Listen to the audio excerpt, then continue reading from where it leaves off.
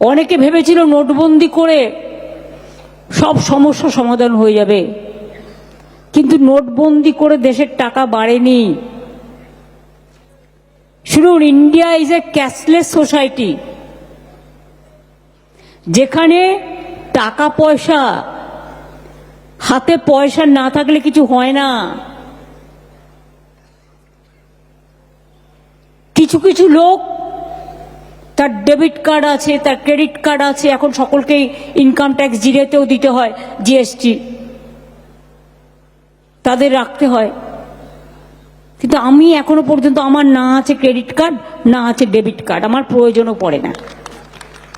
যেমন আর 5টা সাধারণ মানুষ চলে, আমি সেইভাবেই চলি। আমি বিশ্বাস করি মানুষের হাতে পয়সা থাকলেই তবেই কিন্তু ইকোনমিটা সাউন্ড হয়, আর মানুষের হাতে পয়সা না থাকলে ইকোনমিটা সাউন্ড হয় না। এটা মাথায় রাখবেন।